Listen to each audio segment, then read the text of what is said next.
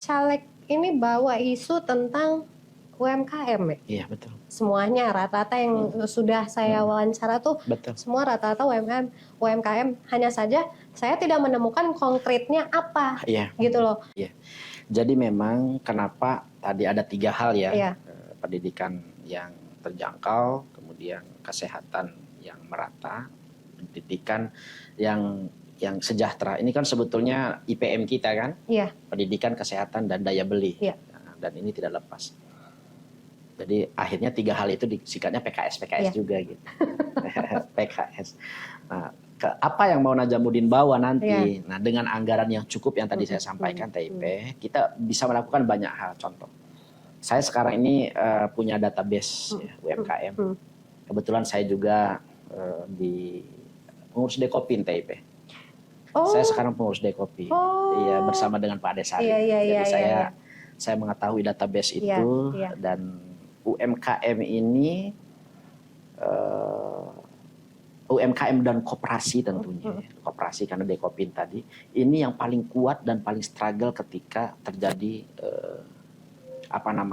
ekonomi yang tidak stabil. Mereka tetap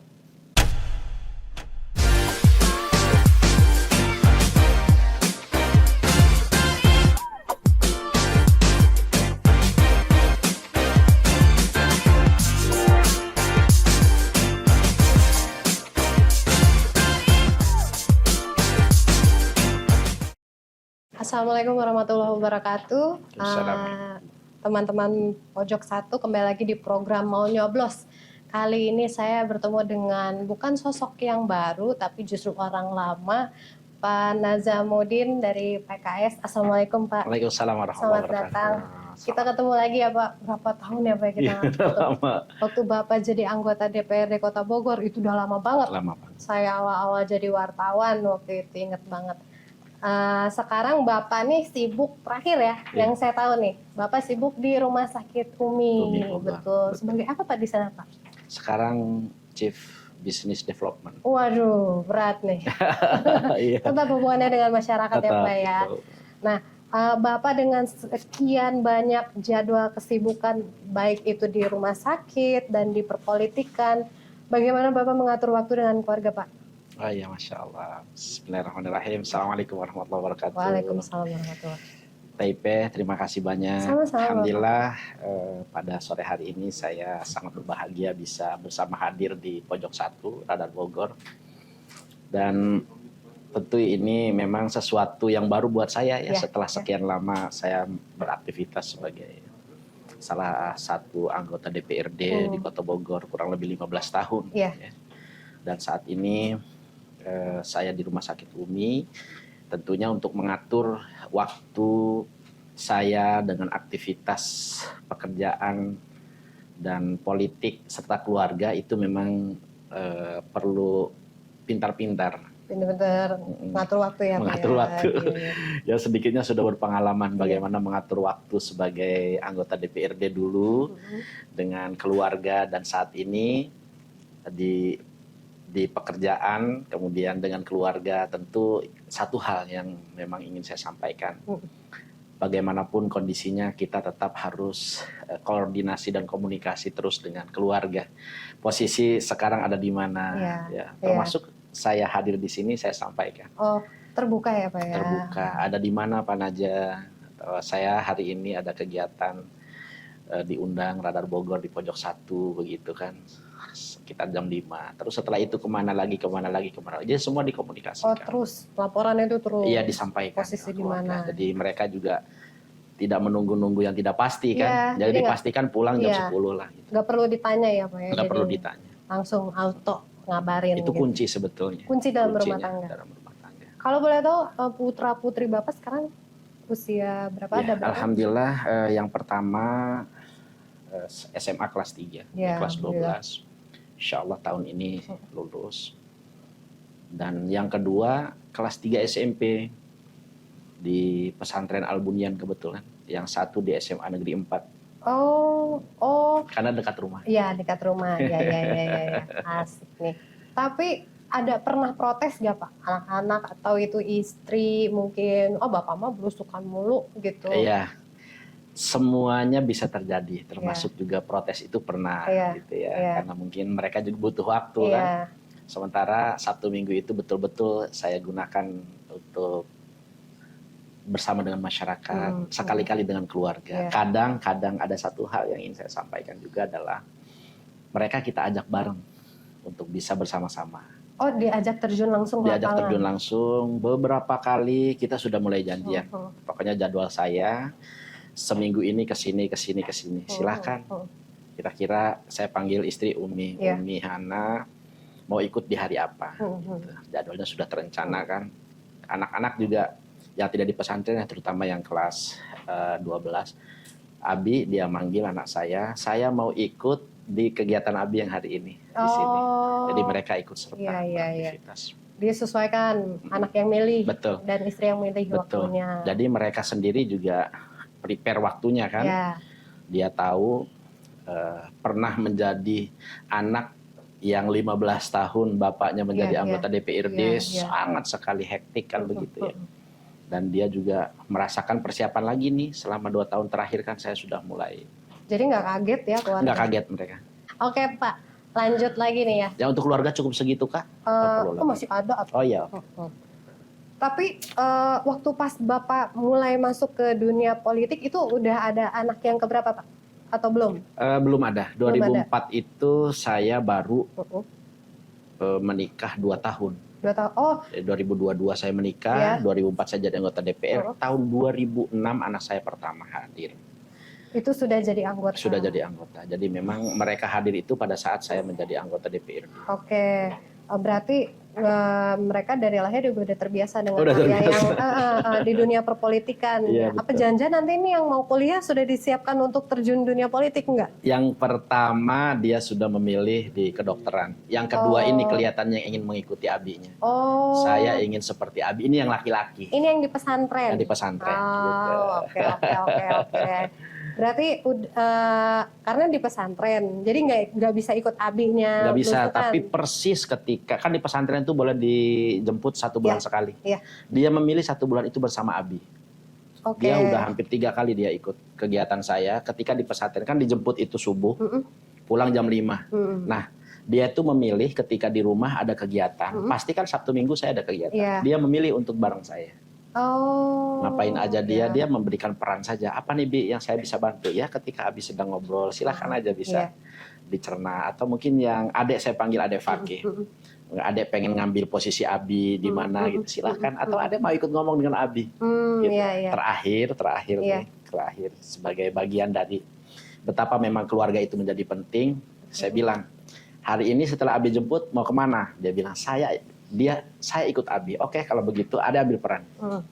Yang biasanya dalam kegiatan itu ada pembukaan tilawah Al-Quran, kemudian langsung sambutan. Sekarang dia mengambil untuk tilawah Al-Quran. Saya yang mengambil itu, kata dia gitu. Biar saya yang tilawah Al-Quran. Kebetulan target dia memang keinginannya dari awal sudah terungkap sejak dia kelas 5 SD ingin menjadi penghafal Quran. Nah saat ini kelas 3 ini dia bilang udah 13 juz, mutkinnya baru 4. Mohon doanya kepada semuanya. Dan dia ngambil peran di sana, jadi acaranya abinya dengan ratusan orang terakhir di Yasmin. Kegiatan saya bersama dengan seluruh masyarakat di sana, dia bilang dia langsung tilawah dengan tahfiz Qurannya. Ada salah satu foto yang sangat saya juga terenyuh, ya Allah saya bilang kok bisa mereka langsung ngambil peran itu gitu. Bangga dong Bapak. Bangga sekali. Saya share foto yang video itu ke grup keluarga gitu. Ini cucunya nih sudah bisa menjadi bagian dari aktif. Gak ada paksaan. Mereka yang mau. Datang dengan sendirinya. Karena dia tahu aktivitas bapaknya disibukkan dengan kegiatan-kegiatan untuk masyarakat. Karena mereka tahu politik itu yang saat ini dilakukan oleh bapaknya itu adalah untuk memberikan kemaslahatan buat masyarakat, kebaikan buat masyarakat. Itu yang paling penting. Berarti sedikit banyak Bapak juga udah menjelaskan dinamika politik sendiri. Kan nggak mudah juga ya? Dunia politik itu. Akan ada tekanan dan benturan di dalamnya. Bapak sudah memprediksi kepada sang anak gitu. Nanti kamu ketemu ini. Apa responnya Pak? Iya, Jadi memang dari awal kita sudah sampaikan bahwa di politik itu A, B, C. Bahkan mereka juga dulu sebelum di pesantren mereka mengikutin juga ya. Karena kan Uminya juga aktif di pengajian gitu. Jadi mereka mengikuti bahwa AB-nya tuh begini loh, begini loh, sehingga mereka mulai memahami. Saya sempat kaget betul tuh memang ketika Fakih mau kemana? Saya ingin jadi seperti Abi. Nah ini penekanan yang saya sendiri juga jujur kaget, tidak sangka anak akan menjawab seperti itu. Seusia muda. Kelas 2, waktu itu dia kelas 2 SMP. Dan ketika kelas 3 ini semakin mantap dia. Saya ingin seperti Abi. Artinya yang saya anggap politik ini mungkin hanya oleh kita-kita saja. Ketika saya memperkenalkan kepada anak, mereka ingin bersama-sama gitu. Jadi kalau politik itu profesi turunan, betul dong Pak? Profesi turunan dari sisi yang lain mungkin ya. Artinya dia hadir untuk mengikuti aktivitas itu sangat dimungkinkan. Dan bisa jadi benar. Selama itu untuk masyarakat. Selama itu buat masyarakat. Nah kalau berbicara, tadi kan sudah keluarga. Kalau berbicara tentang lingkungan, saat ini kan Bapak mau mencalonkan sebagai anggota DPR RI. Iya betul. DPRD Provinsi Jawa Barat. DPRD Provinsi Jawa Barat, Dapil, Kota Bogor dan Kota Bogor saja. Bapak sempat istirahat juga kan ya? Betul. Sempat istirahat dan fokus di rumah sakit saat itu. Pas lagi COVID-nya lagi. Betul. Pas lagi rame-ramenya, ada yang rame-rame lah saat itu ya. Betul. Pokoknya riet, jadi pan aja nih riet kayaknya gitu. Nah sempat istirahat dari dunia perpolitikan, menghilangkan suara Bapak sendiri nggak? Nah ini cara Bapak untuk menjaga apa ya, stabilitas dengan suara Bapak di lingkungan gitu. Seperti apa Pak? Iya. Memang ini menjadi PR semua orang sepertinya, termasuk saya. Waktu itu saya purna baktikan 18 Agustus 2019. Persis di bulan Oktober awal ya, saya sudah mulai di Rumah Sakit Umi waktu itu. Di tahun yang sama, memang ketika pertama kali saya diamanatkan di Rumah Sakit Umi itu, yang langsung terdengar oleh saya itu komplain dari perempuan, yang Hana. Oh, anak yang pertama. Yang pertama tahun 2019 itu dia berarti kan SMP kelas 2 ya. Dia bilang, "Abi kerja lagi." Nah gitu kalimat yang keluar. Saya bilang, "Iya betul. Mbak kan juga masih butuh untuk banyak penguatan." Gitu. Karena memang dia bilang, yang mungkin awalnya dia pikirkan itu bekerja itu seperti di DPRD begitu kan, pulang pagi, berangkat pagi, pulang dini hari. Pulang pagi, pulang sore, pulang malam, dan seterusnya. Nah, tapi tetap akhirnya ketika kita berikan penjelasan yang baik, kemudian difahamkan kepada mereka, mereka jadi faham tadi bahwa akhirnya setelah kita menjelaskan kepada mereka, mereka menjadi faham. Ternyata memang aktivitas Abinya itu adalah di pekerjaan dan dunia politik. Itu nggak bisa dipisahkan. Dan akhirnya dengan begitu saya ada di rumah sakit, kan tetap masih komunikasi terjaga dengan masyarakat ya, dalam hal ini secara umum ya, Kota Bogor, bahwa masyarakat mengetahui Najamuddin yang dulunya anggota dewan sekarang di Rumah Sakit Umi begitu. Untuk itu secara umum, tapi untuk lingkungan di sekitar rumah, kebetulan memang saya dari awal saya ada di Kota Bogor. Memang sudah berkecimpung dengan dunia-dunia ke-DKM-an, termasuk di tempat saya yang sekarang ini saya menjadi ketua pembina di DKM yang ada di komplek kami, sehingga terjaga komunikasi itu, terjaga silaturahim, terjaga ketemu subuh, ketemu isya kan begitu ya, ketemu maghrib dan seterusnya. Artinya di lingkungan terkecil insya Allah masih tetap terjaga, di lingkungan besarnya ketika ada apa-apa tidak putus komunikasi ini dengan adanya yang tadi, yang kemudian minta tolong begitu ya. Apalagi mulai ramai itu seperti yang Teh Ipeh tadi sampaikan, ketika ada kasus di 2019 COVID itu kan, itu heboh sekali.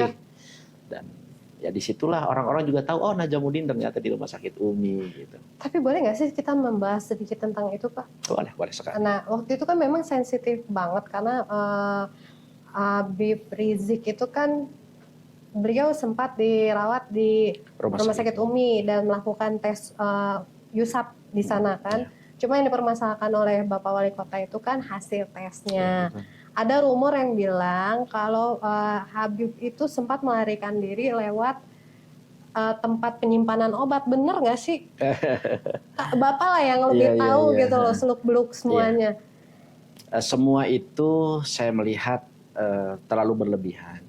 Oh, di framingnya terlalu berlebihan. Terlalu berlebihan karena memang dari mulai beliau masuk sampai pulang itu memang saya berada di rumah sakit Umi. Ketika beliau masuk pertama di jam 10:30 itu saya yang menerima malam itu.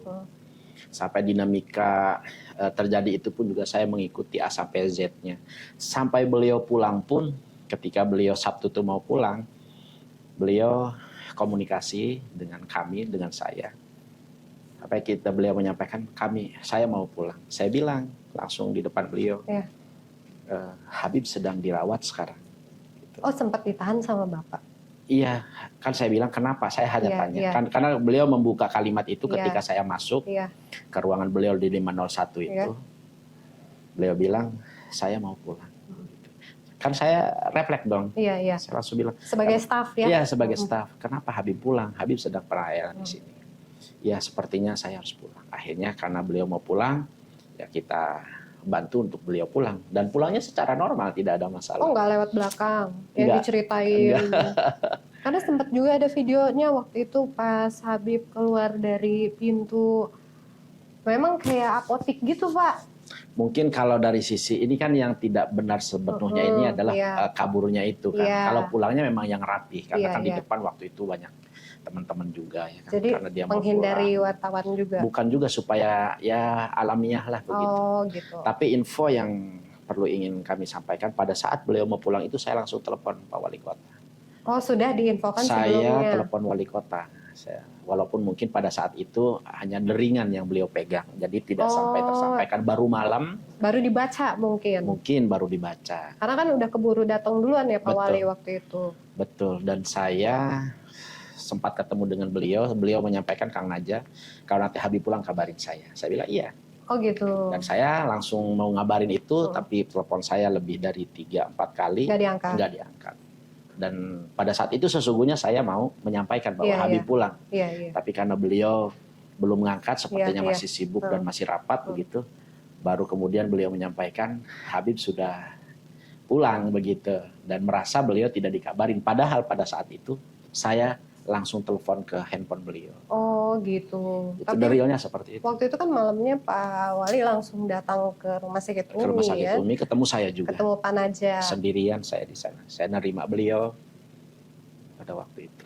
Kalau beliau datang dengan Satpol PP, Polres segala macam ya Pak ya. Dan akhirnya jadi makin runyem sebetulnya. Betul. Sampai akhirnya ada kasus yang udahlah ya. Iya. Terlalu berat ya. Terlalu berdarah gitu. Iya. Tapi boleh tahu Pak, dari kepulangan Habib dari Arab itu sampai ke Indonesia itu kan jeda berapa hari itu?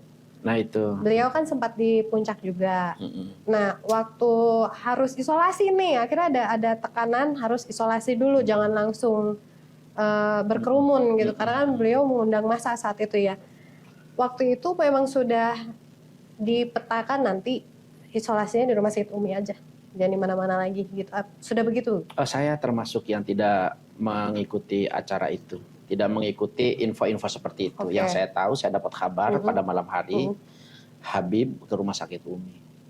Beliau yang memilih sendiri berarti? Iya, beliau ke Rumah Sakit Umi. Dan pada waktu itu kan jam malam ya, jam 10-an. Nah, saya langsung meluncur ke Rumah Sakit Umi. Dan saya yang menerima beliau. Makanya saya di dalam menerima pertama ya. Menerima pertama dalam kondisi COVID yang sedang tinggi-tingginya itu. Nah, karena itulah makanya saya termasuk yang diundang di Mabes Polri dan sebagai saksi. Jadi dalam BAP saya itu yang tadi saya sebutkan itu semua tertera di sana sesungguhnya. Tapi positif nggak sih Pak saat itu? Saya melihat semuanya ada hikmahnya. Ada hikmahnya, artinya yang saya katakan pada saat BAP betul tuh, saya bilang dalam forum yang tertutup itu ya, ketika teman-teman Kang Bima dengan teman-temannya datang, saya jelaskan, saya bilang kami melakukan pelayanan kepada semua, kepada semua, termasuk pada saat itu memang ada salah satu pimpinan Kapolres Bogor juga keluarganya saya tangani dengan sebaik-baiknya di tempat yang sama. Artinya hal seperti itu yang saya sampaikan ke mereka. Artinya buat kami itu tidak ada yang dilebih-lebihkan. Memang kita memiliki satu SOP di sana untuk bisa menangani seluruh para tokoh, ya, para pejabat.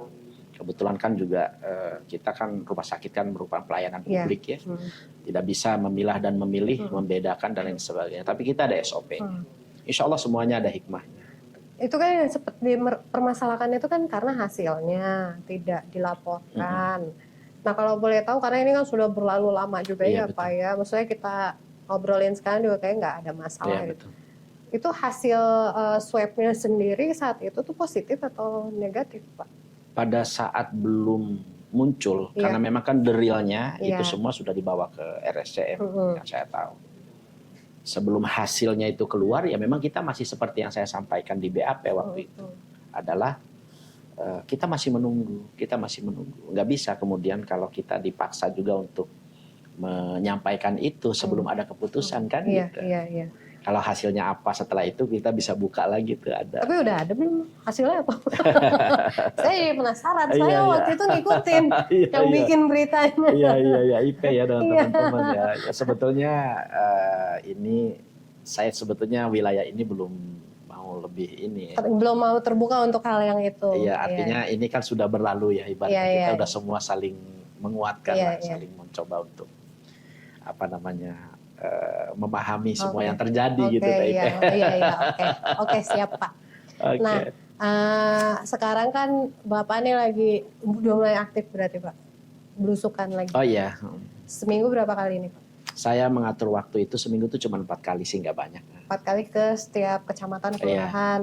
68 kelurahan pastinya.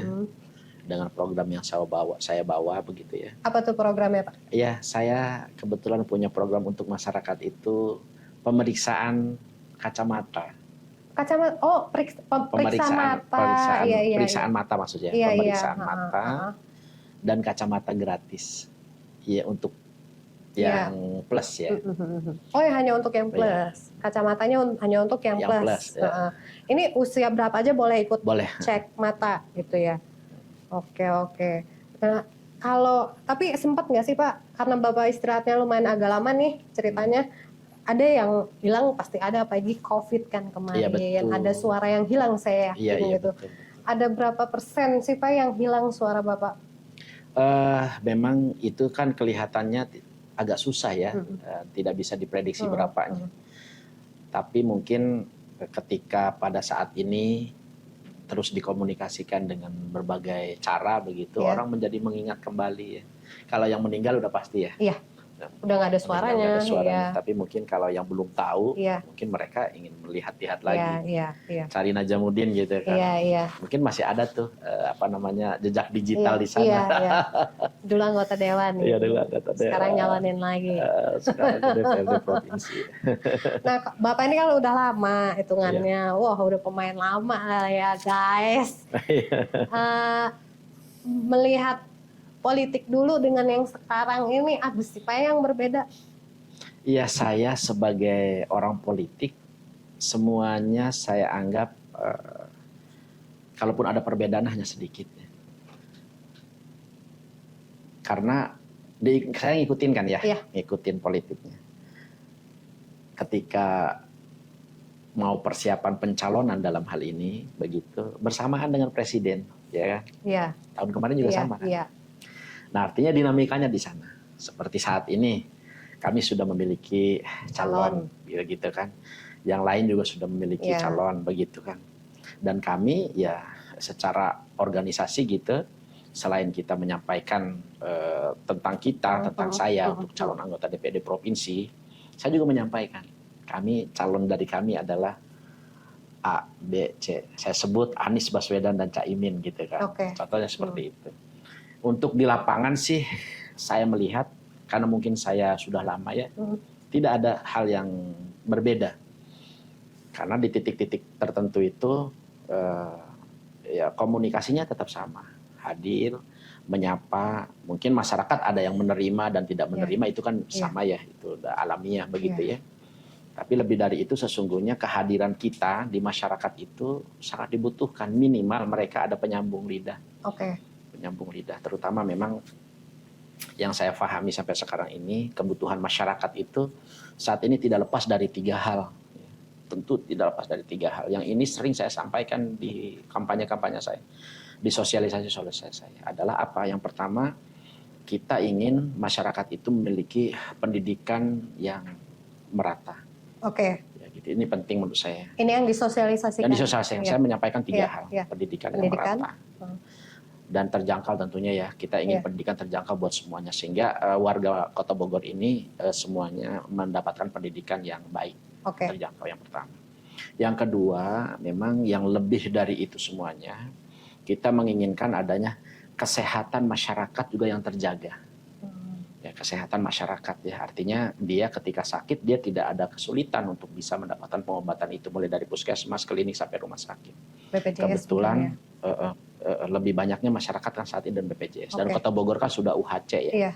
Ibaratnya tidak sulit buat masyarakat Kota Bogor untuk mendapatkan itu. Tapi tetap banyak masyarakat yang masih belum memahami itu. Saya ingin sampaikan bahwa warga masyarakat Bogor saat ini lebih dari 90% sudah memiliki JKN dalam hal ini, dan kita salah satu bagian dari masyarakat yang diamanahkan untuk mendapatkan atau menjadi salah satu anggota DPRD itu perlu menyampaikan ini juga, karena nanti tidak akan lepas dari itu. Kesehatan masyarakat yang terjaga. Dan yang ketiga tentu yang ingin disampaikan adalah S ini, sejahtera buat masyarakat. Ekonomi lebih kepada ekonomi. Kesejahteraan yang merata, sejahtera yang merata. Nah, kita lihat saat ini kan sedang dilihat ada UMKM termasuk menjadi visinya Jawa Barat juga ya. Karena saya di Provinsi Jawa Barat, tentu memang yang harus saya lakukan lebih tinggi dibandingkan dulu saya sebagai anggota DPRD kota kan begitu. Yang kota hanya anggaplah dari APBD-nya saja kisarannya di angka saat ini di 2023 ini kalau tidak salah 3, sekian triliun. Untuk APBD provinsi kan jumlahnya lipatannya tinggi. Saat ini 30 per perubahan di September 2023 itu di 36,774 triliun. Dari sebelumnya 33,15. Artinya banyak hal yang kita bisa lakukan di sana. Itu uang masih bisa dipakai untuk yang lain lagi ya, lebih lagi. Betul, karena saya diamanatkan di Dapil 7 Kota Bogor ya untuk Provinsi Jawa Barat, maka fokus saya adalah bagaimana saya bisa mengkoordinasikan, berkolaborasi dengan semua pihak, semua unsur untuk bagaimana kemudian kebutuhan masyarakat tentang perekonomian ini terutama UMKM, balai latihan kerja dan lain sebagainya itu bisa terpenuhi. Nah kalau berbicara tentang apa yang mau Bapak bawa dari Kota Bogor untuk nanti di Jawa Barat, rata-rata memang sekarang caleg ini bawa isu tentang UMKM ya? Iya betul. Semuanya rata-rata yang sudah saya wawancara tuh semua rata-rata UMKM. Hanya saja saya tidak menemukan konkretnya apa gitu loh. Apakah sudah ada demografi sebelumnya gitu atau sudah nanti konsep saya mau bikin UMKM dibikin seperti ini gitu. Nah kalau menurut Pak Naja sendiri, Pak Naja kan juga sama. Sekarang bawa isu tentang UMKM. Konkretnya tuh nanti ke depannya gimana Pak ketika Bapak sudah ada di Jabar? Jadi memang kenapa tadi ada 3 hal ya. Pendidikan yang terjangkau, kemudian kesehatan yang merata, pendidikan yang sejahtera. Ini kan sebetulnya IPM kita kan. Pendidikan, kesehatan dan daya beli. Dan ini tidak lepas. Jadi akhirnya 3 hal itu disikatnya PKS juga gitu. PKS. Nah, apa yang mau Najamuddin bawa nanti? Nah, dengan anggaran yang cukup yang tadi saya sampaikan TIP, kita bisa melakukan banyak hal. Contoh, saya sekarang ini punya database UMKM. Kebetulan saya juga di pengurus Dekopin TIP. Saya sekarang pengurus Dekopi. Iya, bersama dengan Pak Desari. Jadi saya mengetahui database itu dan UMKM ini UMKM dan koperasi tentunya. Koperasi karena Dekopin tadi ini yang paling kuat dan paling struggle ketika terjadi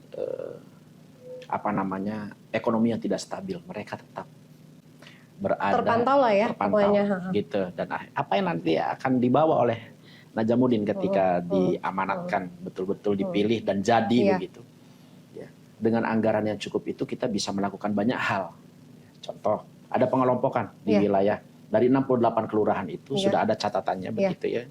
Mungkin sekali lagi, kalau dari sisi keluarga saja bisa menawarkan kepada mereka terkait dengan apa, yuk kita bisa gabung. Nah, kepada mereka juga sama.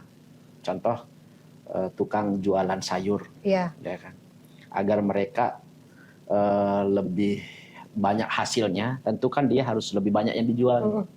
Apa yang dibutuhkan contohnya? Yang dibutuhkan adalah edukasi tentang bagaimana ketika mereka akan mendapatkan edukasi. Kita bukan pemberian ya, edukasi terkait dengan saya butuh untuk penambahan dengan hasil yang dulu mungkin hasil sehari itu 100.000 begitu, dengan modal 300.000. Sederhananya kalau di kemudian modal itu ditambahkan 2 kali lipat, maka dia juga bisa mendapatkan hasil 2 kali lipat. Oh, jadi lebih mengedukasi, masyarakat agar lebih mandiri mungkin. Mandiri, betul. Karena mereka ada realnya, mereka ini ada dan tidak adanya intervensi dari kita sebelumnya, mereka tetap menjadi fight. Gitu. Jadi lebih ke manajemen ya Pak ya? Ke manajemen. Karena memang mereka ini, sekali lagi, mereka ini sudah memiliki ilmu pengelolaan tentang usaha dengan baik. Tinggal kita bagaimana sebagai anggota DPRD tingkat provinsi bisa memantau dan memanage itu, menjadikan mereka bagian dari kita. Tentu kan mereka juga tidak sepenuhnya hanya menginginkan bantuan yang sifatnya penambahan anggaran, saya yakin tidak, tapi mereka juga butuh jaringan. Kalau kemudian biasanya mereka bisa hanya menjual di lingkup kelurahan saja, mungkin bisa sampai lingkup kecamatan, bisa sampai lingkup Kota Bogor, bisa sampai lingkup nasional dan seterusnya dan seterusnya. Saya kira ini pendidikan entrepreneur yang sangat luar biasa. Begitu Teh Ipe. Siap. Sebentar, Pi, kayak Bapak mau sholat dulu deh. Oke, siap. Sholat sebentar. Sholat dulu ya Pak ya. Nanti setelah sholat kesini lagi ya. Soal Jabar deh. Untuk Kota Bogor sendiri aja, karena kan 2 periode nih Bapak tahu sendiri. Yang Pak Wali, ya kan 2 periode. Bapak lebih tahu secara signifikan dari zaman dulu Bapak sampai sekarang 2 periode ini Pak Bima Arya sudah memuaskan atau masih banyak yang kurang Pak? Di bagian mana yang kurang? Ini menarik pertanyaannya ya. Ada saja yang enak, gak ada apa-apa. Iya, ini temanya sangat menarik. Iya. Saya harus sampaikan secara umum aja ya. Saya sangat yakin apa yang sudah dilakukan oleh Kang Bima selama 10 tahun ini, tentu banyak banyak hal yang sudah beliau lakukan. Termasuk diantaranya seperti yang kita lihat dengan programnya yang saat ini. Ya.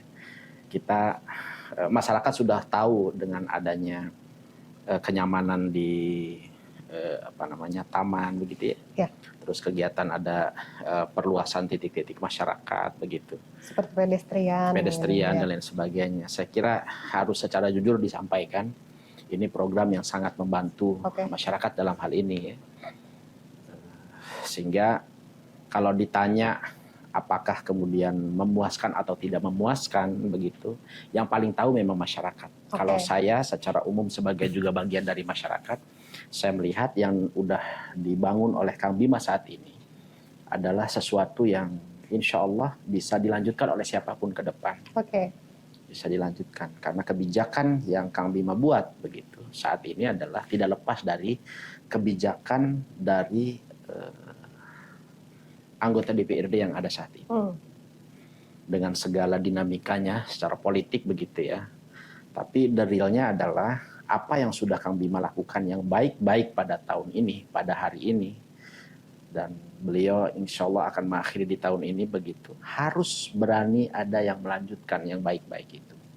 Tapi juga sekali lagi jika memang ada yang kurang, ya karena banyak sekali masukan-masukan masyarakat ya dengan berbagai masalahnya begitu. Dan itu juga perlu diakui. Tentu yang sudah banyak masukan dari masyarakat itu ya harus berani juga mengevaluasi begitu. Jadi tidak semua yang dilakukan oleh Kang Bima dalam hal ini pada masanya beliau 10 tahun ini dilanjutkan semuanya, tidak seperti itu. Iya. Tapi kita juga harus objektif yang memang dianggap kurang berpihak kepada masyarakat begitu. Yang masih kurang dalam hal ini manfaatnya, kita juga harus berani evaluasi itu. Oke. Itu Kalau kurangnya yang Bapak lihat iya, ada ketahuan bagus-bagus ya. aja gitu ya. Kita pengen dengar sebagai sepuh lah, senior. Iya. Kurangnya di mana Pak? Atau mungkin karena banyak sekali yang ngomong gini loh Pak. Saya dengar aja ya. Saya hanya penyambung lidah Iya, aja. betul. Pak Wali nih bangunnya di tengah-tengah mulu, pinggiran nggak diurusin Iya, gitu. Nah, menurut Bapak benar nggak seperti itu? Setuju nggak Pak? Iya. Oke, berarti kurangnya di bagian mana Iya. selama masa Kang Bima ini? Ya, memang saya harus, ya mohon maaf kalau nanti ada yang berbeda gitu ya. Ya, Tentu semua pemimpin itu memiliki prioritas. Prioritas yang sudah didapatkan, yang sudah disampaikan oleh Kang Bima dan direalisasikan adalah seperti yang sekarang ini. Menjamah titik-titik utama ya. ya, Dan itu yang banyak dilihat Ya. oleh masyarakat memang. Lalu lalang dan lain sebagainya. Tapi di titik lain yang memang ini siapapun ke depan yang ini harus menjadi program adalah harus berani menata kota itu di tingkat yang paling kecil. Gitu. Bapak tuh politisi sejati, jawabannya juga politisi Iya, banget gitu. harus berani. Iya. Karena tentu kan ketika sudah berani untuk menata kota dari titik yang paling kecil, maka yang merasakan tidak hanya sebagian masyarakat, tapi merasakan semua. Semuanya. Jadi nggak hanya di tengah-tengah aja Tidak ya hanya Pak di ya. tengah-tengah saja gitu. Sekitarnya juga. Harapannya Pak untuk Kota Bogor lah dulu. Iya. Apa Pak? Harapan untuk Kota Bogor menjadi kota yang memang dicintai oleh warganya, ya. Kemudian menjadi kota yang warga itu menjadi aman, menjadi nyaman ketika dia berada di kotanya sendiri gitu ya. Jadi yang nggak warga aja sih. Jadi ada orang masuk ke kota Betul. Bogor tuh udah merasa nyaman begitu. aja gitu ya. Oke. Iya. Bapak, saya ada sedikit kuis. Iya, silahkan. Pengen tahu seberapa Bogornya Bapak sih? Gitu. Iya. Oke. Jumlah warga di Kota Bogor ada berapa Pak? 1.115.000. Oke, berarti Bapak ngeceknya tahun berapa? Karena ada penambahan ternyata ya. Oke. Oke, BPS-nya beda. Iya. Saya juga ngeceknya dari BPS loh Pak. Iya. Jumlah taman di Kota Bogor Pak yang besar ada berapa Pak? 7. Ada nambah satu lagi Pak. 8 ya. 8 Oke, ya. siap. Oke, trayek angkot Pak dari nomor 06 dari mana ke mana Pak? Cihelet, Cileut sampai? Beranang Siang, Oke, ntar kita cek. Kalau 03 Pak? Bubulak, Bubulak sampai? Sukasari. Ntar kita cek ya. 01 Pak? 01 itu Ciawi, Sampai? Rangga Mekar muter lagi ke sana. Ntar kita cek ya Iya, guys. Saya juga punya pantun buat Oke, siap. yang lagi kekinian ya. Mm-mm. Biar silaturahmi nggak putus. Cakep, Boleh dong minjem 100. cakep. Sama-sama ada lagi nih Iya, Pak. siap. Biar kata kita nggak ada cinta. Cakep, Boleh dong kerjasama 2 juta. cakep. Oke Bapak, terima kasih banyak sudah mau hadir. Terima kasih. Saya merasa terhormat sekali. Sukses Sama, buat amin. dunia politiknya apapun yang sedang Bapak lakukan. Siap, terima kasih. Bapak, Assalamualaikum warahmatullahi wabarakatuh. Waalaikumsalam warahmatullahi wabarakatuh. Teman-teman Pojok 1, khususnya yang rajin nonton mau nyoblos, kita ucapkan terima kasih atas kehadiran Bapak Nazamuddin. Beliau anggota DPRD Jawa Barat. Jangan lupa nanti hak suaranya dipakai ya Pak ya? Iya dong, harus. Yang Harus. milenial terutama. Betul sekali. Oke semuanya, sampai ketemu lagi di Mau Nyoblos. Terima kasih. Assalamualaikum warahmatullahi wabarakatuh. Waalaikumsalam warahmatullahi wabarakatuh. Luar biasa.